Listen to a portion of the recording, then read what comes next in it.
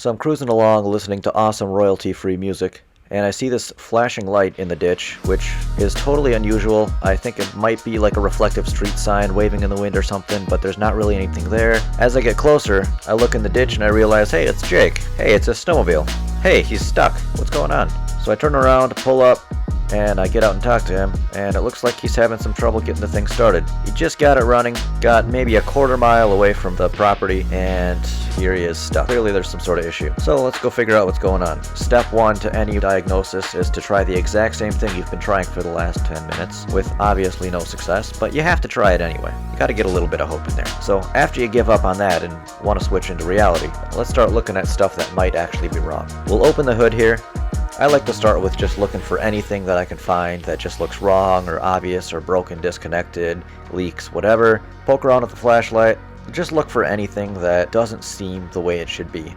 Nothing is sticking out, nothing just seems flat out obvious. Now, we're going to discover the problem. Believe me, we're going to discover it in a little bit. We want to check for spark. All these snowmobiles have a little pouch in the back where they keep factory tools and extra spark plugs and whatnot. So we find a spark plug in the back, and of course the end is crushed, so I got to open the gap a little bit. And I hold it on there. He pulls the cord. We have spark, so that's good. Spark's not a problem. These engines are really, really simple. It's either spark, compression, or fuel. We know it has compression just by the way it's pulling over and that it was running a few moments ago. We're going to try some fresh gas. So we throw some fresh gas in there. Turns out there was a fuel leak under the tank. He had a huge puddle of fuel that was pooling up under there, and a backfire through the intake. The flames came out, ignited those fumes, and now we have a giant fire underneath the fuel tank.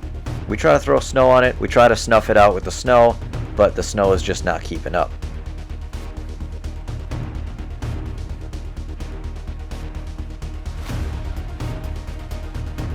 It keeps flaring up and it keeps growing. We're trying to fight a pool of gas.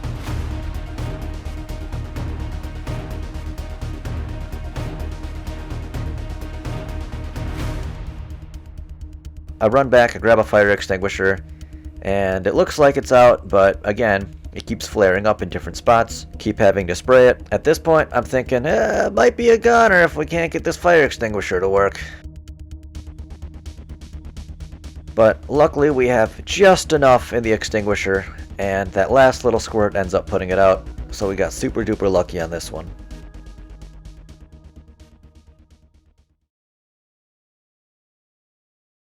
Leroy pulls up. I don't know what he's doing, but he just happens to show up, and of course he wants to take a picture. The temperature is currently 1 degree out, so it's everything's frozen. And we're trying to use 2 vehicles, pump some juice into these batteries for this tow truck, so we can use that to run out and pull the snowmobile out of the ditch. After about an hour of messing around with the tow truck, finally getting it started, we return. There's already a sheriff that's pulled up. They like to stop for these because they want to make sure that nobody's been ejected and is laying there injured, and also to make sure that the sled isn't stolen or anything like that. Jake shows him the registration. He's like, alright, cool, everything's good. You guys can recover the sled, no problem at all. So tow truck pulls ahead. A few seconds later, sheriff pulls off. Then I can pull my car forward and add a little bit more light to the situation. But I don't want to blind him from behind, so I don't turn on anything too bright until he's out of the way. Now this is going to be a pretty straightforward recovery. Now this isn't a commercial tow truck, it's a privately owned truck that's just used for hauling farm equipment around and whatever. So it's not exactly up to snuff, and not exactly in as great of shape as you would want for a commercial operation. So that light bar on top doesn't really work, it's got a faulty switch. Because of that, we decide we'd rather not get it into the lane of traffic, we'd rather just pull the sled up to the truck. We would rather not have this truck sticking out in a lane of traffic, especially if it doesn't have any functioning strobe lights on it. Not a huge deal at all to do it that way, especially for something like a sled. Now this ditch is pretty steep, pretty sharp drop off. We are absolute experts in the field, if you're not.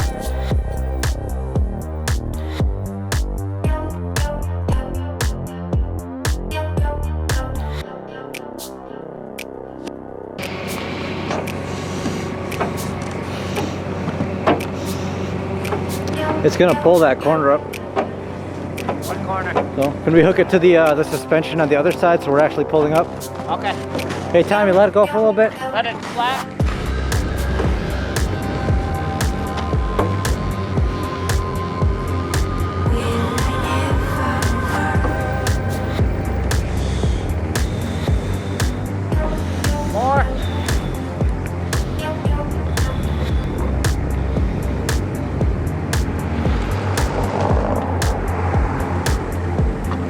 go. There we go. Good. Yeah, now we can pull the front end. Once we get the front end over the hill, then it's up. And if it's up, then it's up. That's right. Keep it from tipping.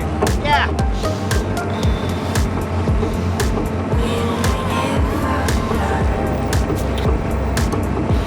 That cop's got a good eye for spotting this thing in the ditch. Yeah.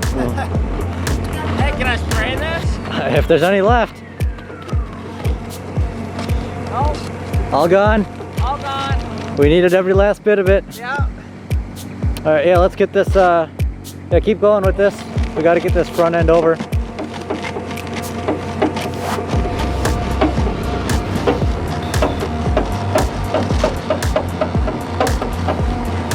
Get some slack, we disconnect this. We get some slack on here.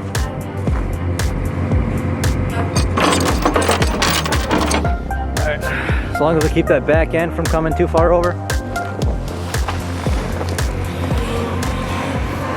So after we get that front end up, we just have to rotate the back end a little bit. So a little bit of brute force, get that back end swung around, and then we can pull the sleds straight up.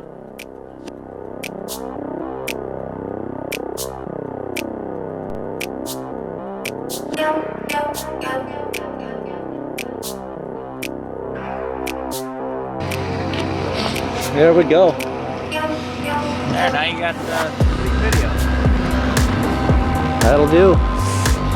Salvage and everything.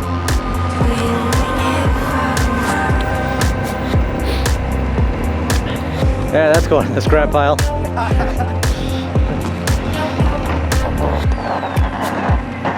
Alright. Okay. Throw a single strap on the back here. Probably enough, huh? Oh yeah, we're just going like 2 blocks. Yep. Not even. All right. So tighten that down a little bit. Perfect. That ain't going nowhere for 2 blocks.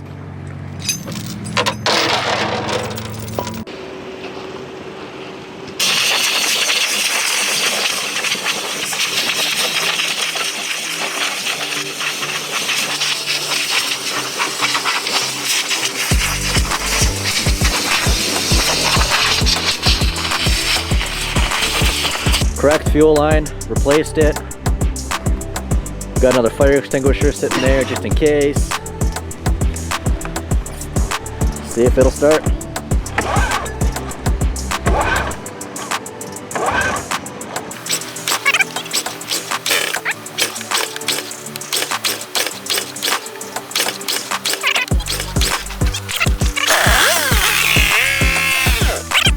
Did you kill it or did it die? Died.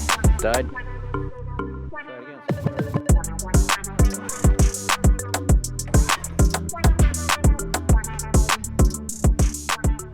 After blowing off all the fire extinguisher dust and putting a new fuel line on it, it does manage to fire up, but it needs a little bit of throttle to actually engage and to stay running, so I do end up raising the RPM a little bit, and that completely solves all the rest of the issues. So the thing now fires up nice, runs nice, it idles nice, and it moves around no problem. This is why you beat on your equipment before you actually take it out anywhere and work out all these little problems. So you're doing this right outside your house instead of trying to do this out in the middle of the forest somewhere. If I wasn't there with a fire extinguisher and there was no tow truck available, it would have been very, very hard to put out that fire, and it would have been very, very hard to recover this. It's miles out in the middle of some trail somewhere.